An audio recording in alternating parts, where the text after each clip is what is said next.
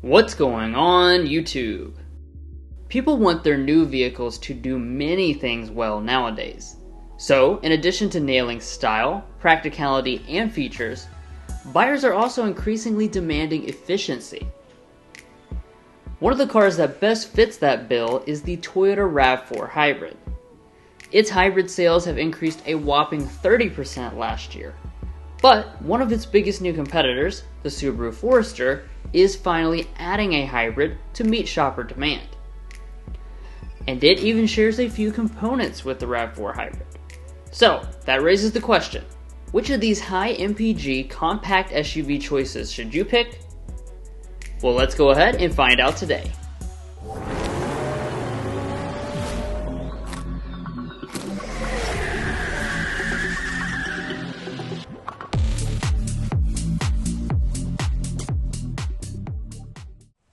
So first off, let's discuss pricing for these two SUVs. Starting with the popular RAV4, we have the sporty yet high-end XSE trim level. Toyota offers quite a few options, and our tester checked almost all of those, making its total price a hair over $43,000 after destination.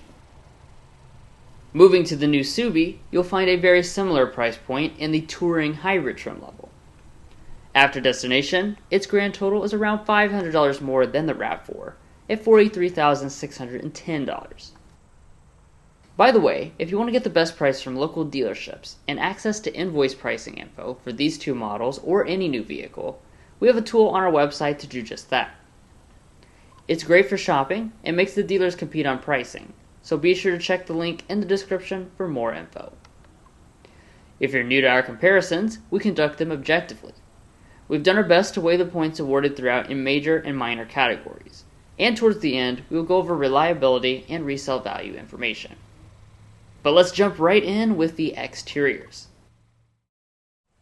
Now at first glance, you'll see that both these crossovers are fairly mild in overall design, but with some spicier elements to add some pizzazz. They have gloss black finishes to the grills themselves, and even though they are hybrids, you wouldn't know that from the exteriors, which mirror their gas counterparts almost identically. Regardless, for lighting, we have some differences. Both come with premium projector LED lighting, but only the Subaru also has adaptive abilities for cornering. Additionally, it has LED fog lights compared to the RAV4's small accent lighting strip. Continuing to the sides, the Forester gains about an inch of length for the all-new generation, which makes it a couple inches longer than the RAV4. We'll talk about how that translates to interior space later. But, for design, know that they both include two-tone roof options, as you can see on our testers. For wheels, you'll find large contrast 19-inch alloys on the Forester, compared to the Toyota, which maxes out at 18 inches for the hybrid models. Moving on to the back, you may have your own opinion regarding their looks, but as far as features, you'll find partially LED taillights, exposed exhaust outlets, and window wipers. The only difference is that the Forester includes LED reverse lights. If you're looking to tow, neither are great, but the RAV4 Hybrid can move about 15% more weight at 1,750 pounds versus the Forester's 1,500 pounds. Now, moving on to some individual features. You'll find nice mirrors on both. They have blind spot monitoring, heating, and LED turn signals. But family SUVs need to be safe. And one of the really nice things about these two is that all 4 of your major active safety features are included as standard equipment. Their warranties are also mostly the same as well, besides for the Toyota having 2 years or 25,000 miles of complimentary maintenance. But Subaru has added even more tech on the inside for the Forester Hybrid, so let's get into that comparison. But first, if you're new here, we're brothers and we've been reviewing cars since we were 12 and 16. We started young, and since then we've reviewed over 2,000 cars at every price point. No matter what you're looking for, from our long-term vehicle videos to our side-by-side comparisons, we'd love for you to subscribe to be a part of our Car Confections family. Let's learn a lot and have some fun with all the latest cars. Approaching both SUVs, they have smart entry systems with nicely done key fobs. Remote start is free via each brand's app during the trial period.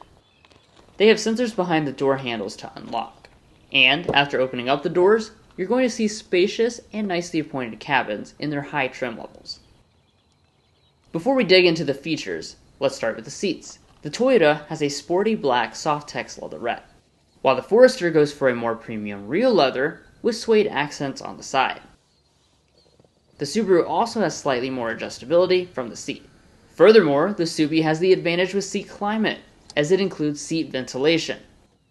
That's something that only the more expensive RAV4 Limited can get.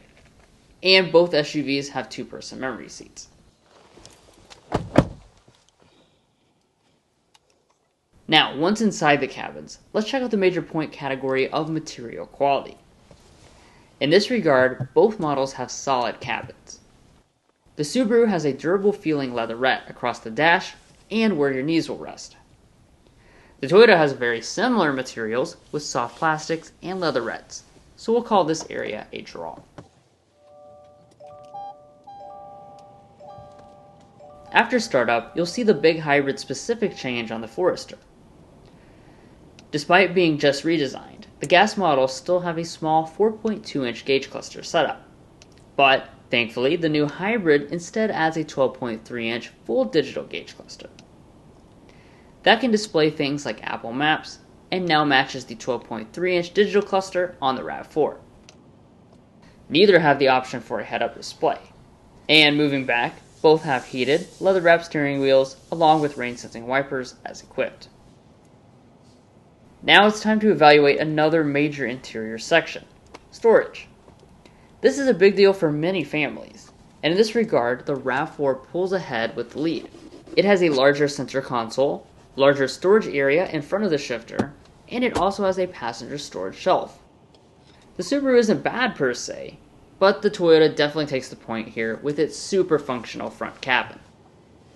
Moving on, both have wireless phone chargers, and surprisingly, both keep traditional shifters. They're easy in operation, and when in reverse, you'll see a 360-degree camera pop up on both of them. For climate, they have dual-zone automatic setups with physical buttons for the main temperature adjustment. And for audio, we have their respective upgraded audio systems. That means the Toyota has a JBL and the Subaru a Harman Kardon sound system.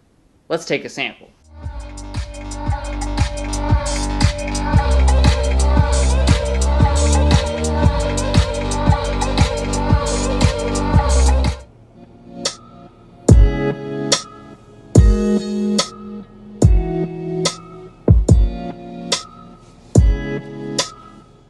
While both have the same speaker count, it's the Subaru that has the fuller audio quality and richer sound.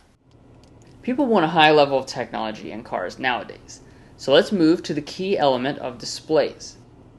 The RAV4 got a big upgrade to this 10.5-inch display a few years back, but not to be outdone, the new Forester adopts a large 11.7-inch display from other Subaru products. That means it has about 10% more screen real estate. And as far as functionality, both have integrated navigation systems and wireless Apple CarPlay and Android Auto. Performance-wise, Toyota software runs smoother and is less prone to hiccups. As we wrap up the front of the cabins, both have auto-dimming mirrors with HomeLink remotes, and also the rear camera functionality if you flip the switch. Both additionally have panoramic moonroofs. But now that we're done with the front, how are the back seats? Well, to start, both have impressive amounts of space. The Forester comes in about 4% larger in terms of rear legroom, but that's not quite at the 5% required to score a point. Headroom is nearly identical for both. Now that that's out of the way, they also have quite a few features. Both give you USB ports and rear vents, but only the Forester Touring has heated back seats. That's something once again only optional on the most expensive RAV4 Limited. Now let's see how much stuff you can bring along with you for the journey. Both have power tailgates with hands-free ability, and once they open up, you'll find a large 31% advantage in the RAV4 behind the second row of seats. Surprisingly, that advantage dissipates with the seats folded, since you get a nearly identical maximum capacity. Packaging is challenging when it comes to hybrid systems, and due to their different approaches, only the RAV4 can still include a spare tire. However, Forester includes switches to easily fold the 60/40 split folding seats from the cargo area. This has certainly been a tight race so far, so now it's time to take this fight to the streets. But now let's get into a really interesting part of this comparison. What's under the hoods? Previously, RAV4 was one of the only hybrid options in the segment, but many brands are adding hybrid options now, including this Forester. Interestingly enough, Subaru collaborated with Toyota and uses some of the very same electric componentry from the RAV4 hybrid. However, the overall designs of the hybrid systems work quite differently, and Subaru is using its own 2.5-liter Boxer 4 engine. With 2 electric motors, this Forester makes 194 horsepower. Toyota's hybrid system is stronger, making 219 horsepower, a 12% power advantage that can certainly be felt out on the road.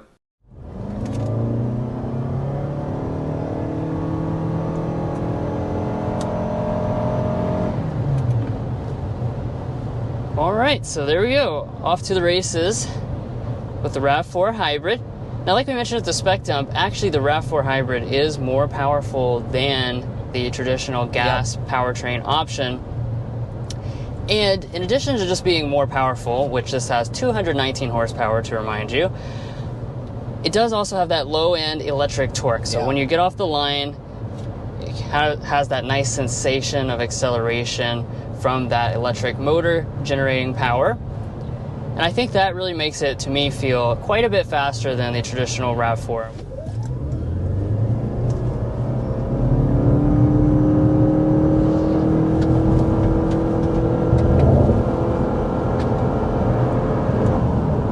Alright, and that was 60 miles per hour. So, let's kind of recap a little bit about what we discussed in terms of the powertrain situation in part 1 of the video. So this, of course, is a hybrid system, but what's important about it, you have 14 more horsepower, so that's a big thing right from the start. This is a hybrid system that was kind of co-developed with Toyota. That being said, unlike Mazda's situation where they really just borrowed the RAV4 hybrid system, this is really a completely different thing. They've just used a select few components, but it is a Subaru through and through. When it comes to transmissions, both use eCVTs and have standard all-wheel drive systems. That being said, their all-wheel drive systems are very different from an engineering perspective. The Forester, with its more off-road and rugged nature, was designed to keep their famous symmetrical all-wheel drive system. This is a mechanical full-time all-wheel drive system, compared to the RAV4, which essentially operates as a front-wheel drive vehicle most of the time, but will kick in the rear electric motor to make all-wheel drive when needed. That, paired with the Forester's greater ground clearance, means it is significantly more capable when going off the beaten path.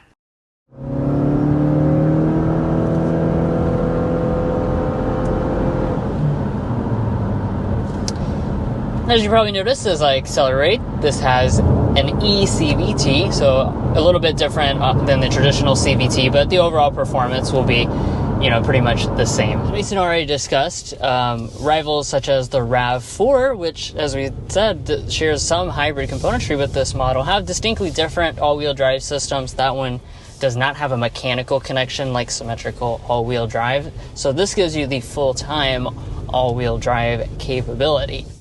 Now let's talk about ride quality. In this area, both impress and have better than average ride quality and comfortable seats. Simply put, they will certainly be great companions on long road trips. Alrighty, and now we've finally turned on our designated highway stretch, and this is where I really want to spend a little bit of time talking about how good this RAV4 rides. Now, over the last 7 days, we have driven this vehicle quite a lot. I had a wedding to go to, so I drove it about 2 hours away and then road tripped back, so we've been in this vehicle for many hours at this point this week, and I have to say I'm very impressed with the ride quality. So how is the ride quality? Well, overall, we've been driving it around for several hours at this point, and we have been nothing but impressed with what Subaru has done with the ride quality. It feels very similar to the gasoline model that we've tested out multiple times at this point. They've done a great job of balancing ride as well as handling feel as well. But that aside, how quiet are the cabins? Here at Car Confections, we take a sound level reading for every vehicle we test on our channel. Unfortunately, the Subaru's was taken on a press event in California, so it can't be scored officially. But even then, the two SUVs came within 1 decibel of each other, and are pretty quiet for the segment. Let's do our signature sound level test, see how quiet this cabin is.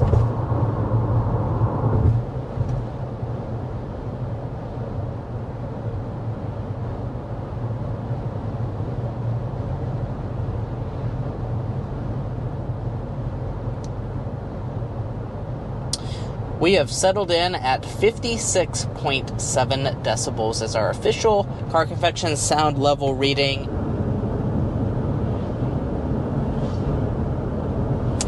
56.2 or 55.9 was our lowest reading. Lastly, let's talk fuel economy. Of course, that's one of the biggest items of importance in this comparison, and the RAV4 is still the class leader despite its new competition. While the Forester hybrid system certainly improves the efficiency over the standard gas model, it's still not able to overcome the RAV4's phenomenal 40 mpg combined rating, since it comes in about 5 mpg behind that overall. In our reviews and comparisons, we're also adding in reliability and resale value information to give you a better picture of the overall value beyond just the original MSRP. Beginning with reliability, we developed the Combined Reliability Index, which takes into account several studies from trustworthy sources and combines them in a way that gives you a more realistic picture. Subaru ranks 11 slots above the overall industry average for all vehicle brands, awarding it plus 1.1 points. While Toyota is the very top brand for reliability, 15 slots above average, giving it 1.5 points. We also put Mason's economics degree to work to develop a detailed predicted resale value tool. After 5 years and 60,000 miles, both brands impress. Toyota has the second highest predicted resale value of 64.5%, and Subaru the third best at 63%, which only gives the Toyota a 1/10 of a point advantage, according to our scale. Resale value is obviously important because it determines how much money you get back, but we can't forget about the price difference at the original purchase. The Forester costs $590 more than the RAV4, which, according to our scale, gives the RAV4 a half-point advantage.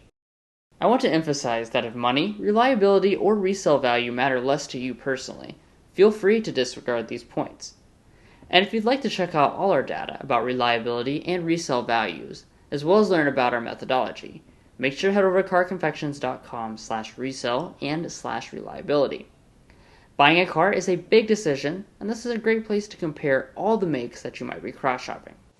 Well, that's really something. I can't believe they tied after all this big, long comparison, all those different points. They came to the same Very point. close.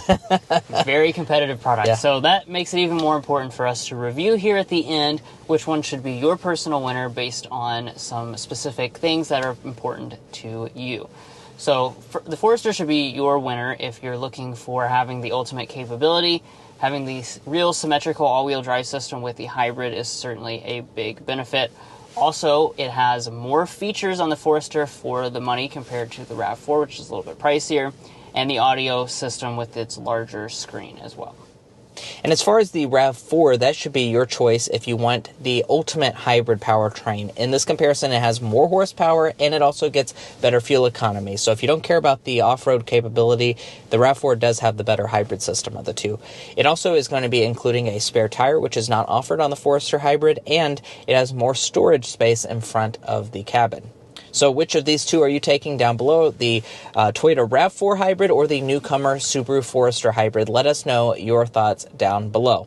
Also, if you're looking to buy either one of these SUVs or any new vehicle, we'd encourage you to go to carconfections.com/newcarquotes. The reason you do that is because we have a tool on our website that will connect you with local car dealers in your area to get you the best price.